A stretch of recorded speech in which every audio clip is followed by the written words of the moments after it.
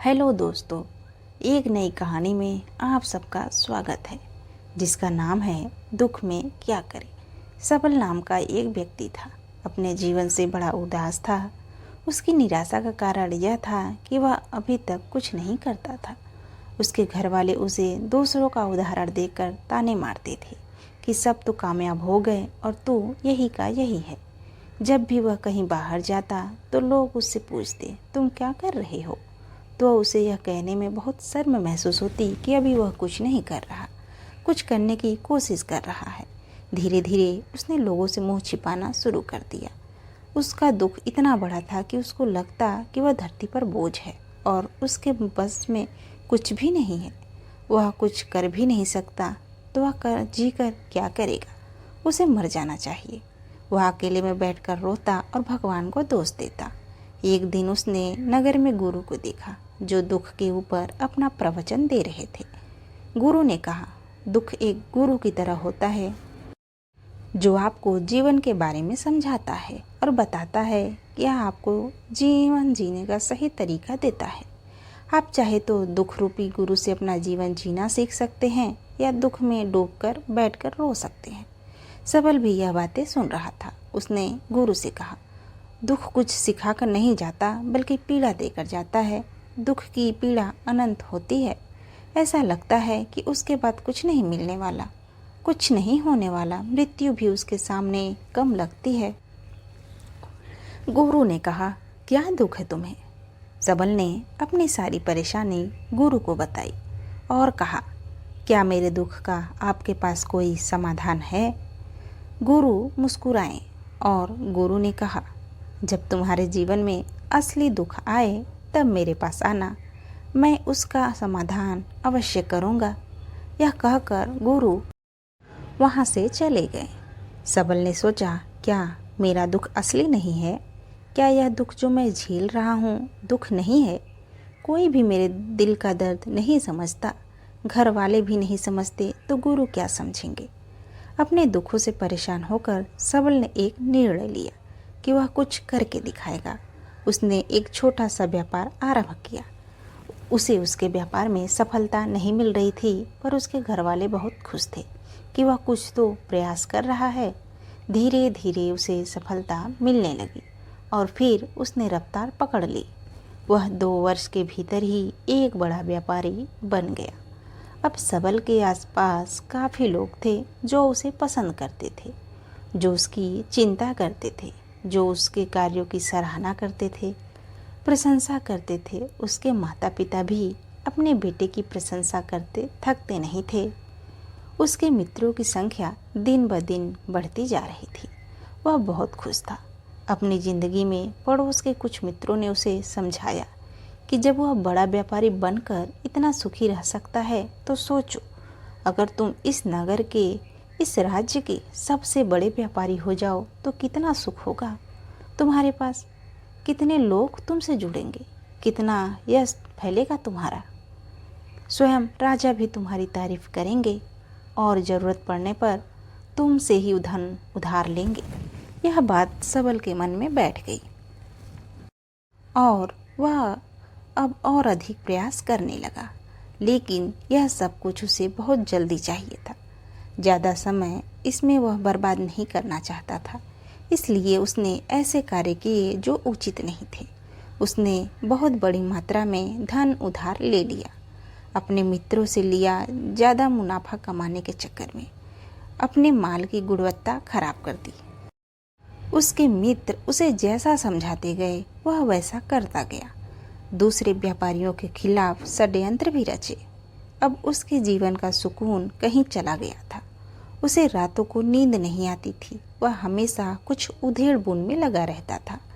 सुख साधन की सारी वस्तुएं होने के बाद भी उसे किसी में सुख नहीं मिल रहा था। एक दिन सबल अपने रथ में बैठकर एक मार्ग से जा रहा था। रास्ते में उसके गुरु का आश्रम दिखा। वह गुरु के पास पहुंचा और कहा, गुरुदेव, आपने कहा था कि असली दुख हो तो मेरे पास आना। मेरे जीवन में बहुत दुख है, मैं रात को सो नहीं पाता। सबल गुरु को अपनी सारी बात बताता है। गुरु ने कहा, जब तुम पहली बार मिले थे तब भी तुम किसी दुख में थे। उस दुख से तुमने क्या सीखा? सबल ने कहा, मैंने सीखा कि केवल सोचने मात्र से कुछ नहीं होता। अपनी सोच को साकार करने के लिए कर्म करना पड़ता है और केवल कर्म करने से कुछ नहीं होता। कर्म को अंतिम पड़ाव तक ले जाना आवश्यक होता है। चाहे रास्ते में कितनी भी बाधाएं आए, कितनी भी निराशा आए, चाहे ऐसा क्यों न लगे कि अब कुछ नहीं होगा, तब भी यह मानकर कि जो कार्य मैं कर रहा हूँ मैं इसमें सफल होकर ही रहूँगा, कर्म करते रहना चाहिए।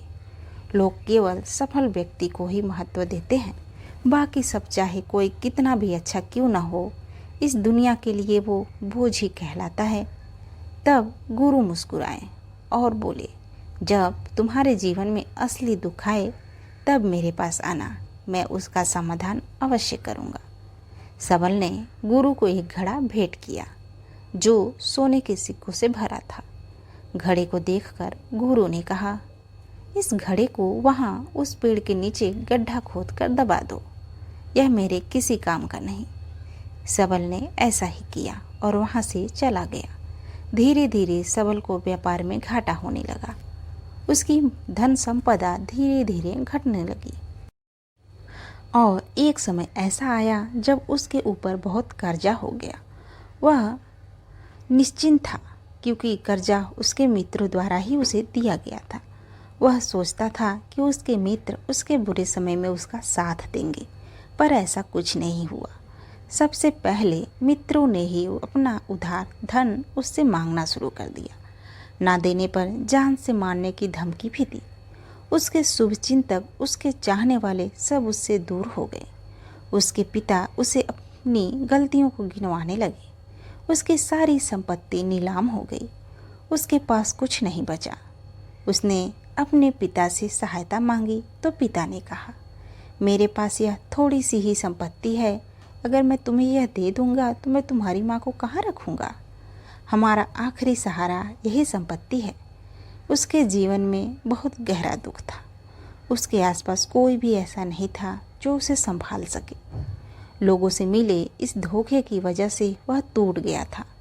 लगता था कि जीने का कोई मतलब नहीं है, मृत्यु ही एकमात्र सहारा है।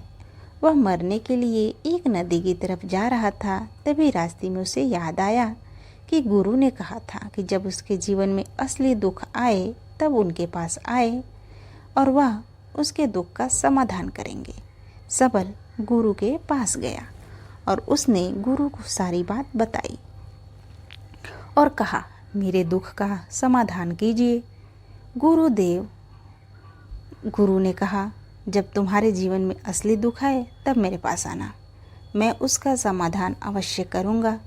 सबल ने कहा, असली दुख क्या होता है गुरुदेव? क्या अब जो मेरे जीवन में घट रहा है वह दुख नहीं है? गुरु ने कहा, पहले यह बताओ कि तुमने अपने इस दुख से क्या सीखा है? सबल ने कहा, जो लोग तुम्हारी तरक्की के साथ, तुम्हारी सफलता के साथ, तुम्हारे साथ साथ आए हैं वह तुम्हें धोखा देंगे, क्योंकि तुम्हारे बुरे समय में वह तुम्हारे साथ नहीं रहेंगे बल्कि तुम्हारा फायदा उठाएंगे। भरोसा केवल उन्हीं लोगों पर करना चाहिए जो बुरे समय में तुम्हारा साथ दें, तुम्हारे साथ खड़े रहे हों, और ऐसे लोग बहुत कम ही देखने को मिलते हैं, और जिन्हें मिलते हैं उन्हें हमेशा उनकी कद्र करनी चाहिए। कभी किसी के खिलाफ षड्यंत्र नहीं रचना चाहिए। ईमानदारी और धैर्य के साथ काम करना चाहिए, लालच नहीं करना चाहिए। गुरु ने पेड़ के नीचे गड्ढा खोदकर घड़ा निकाला जिसमें सोने के सिक्के भरे थे और वह घड़ा सबल को दे दिया और कहा, जब असली दुख हो तभी आना। सबल ने गुरु को प्रणाम किया और धन्यवाद देकर घड़ा लेकर चला गया। उस धन से उसने दोबारा व्यापार शुरू किया और अब वह छोटा सा व्यापारी बनकर भी खुश था और ईमानदारी से काम करते करते वह एक बड़ा व्यापारी भी बन गया। हालांकि इसमें उसे अब कुछ समय लगा, लेकिन अब वह खुश था। उसका जीवन खुशियों से भरा था। लेकिन आप कितने ही अच्छे हो, कितना ही अच्छा काम करते हो, दान करते हो, पुण्य करते हो, लोगों की मदद करते हो, जीवन में दुख सबके आता है, तो सबल के जीवन में भी दुख आया। उसके माता पिता की मृत्यु हो गई। वह दोनों एक ही दिन मृत्यु को प्राप्त हो गए। सबल अपने माता पिता से बहुत प्रेम करता था, इसलिए उसे बहुत गहरा आघात लगा। वह उन्हें शमशान ले गया। वहाँ पर उनकी अंतिम क्रिया की गई। सबल ने उन्हें चिता में जलते हुए देखा तो उसका मन बेचैन हो गया। उसके मन में हजारों सवाल खड़े हो गए। वह घर वापस आया तो उसने अपने माता पिता की संपत्ति को देखा, जिसके लिए वह हमेशा लड़ते रहते थे। आज वह लावारिस पड़ी थी। उसकी देखरेख करने वाले, उसके लिए लड़ने वाले चले गए थे। उसके पिता ने जो भी इकट्ठा किया था सब यही रखा था। एक दिन पहले तक भी वह अपनी संपत्ति के लिए किसी से भी लड़ने के लिए तैयार थे, पर आज नहीं। उसका मन बहुत बेचैन हो रहा था। लग रहा था जैसे कुछ खाली है, कुछ अकेलापन है, कुछ डर है, कुछ है जो समझ में नहीं आ रहा। इसलिए वह गुरु के पास पहुंचा। गुरु ने सबल को देखते ही कहा, क्या कोई दुख है? सबल ने कहा, जीवन में वैसे तो कोई दुख नहीं है गुरुदेव, सब ठीक है, सब सुख है, पर आज मेरे माता पिता की मृत्यु हो गई और मेरा मन बहुत दुखी है। गुरु ने कहा, इसमें दुखी होने वाली क्या बात है? एक दिन सबके प्रियजनों को मर जाना है। जीवित तो यहाँ कोई न रहा और ना ही कोई रहेगा। तुम भी एक दिन मर जाओगे। हो सकता है कल, या कहो आज, या कहो तो अभी तुम मर सकते हो। सबल ने कहा, गुरुदेव आप यह क्या कह रहे हैं? मैं भी मर जाऊंगा, पर अभी तो मैं जवान हूँ।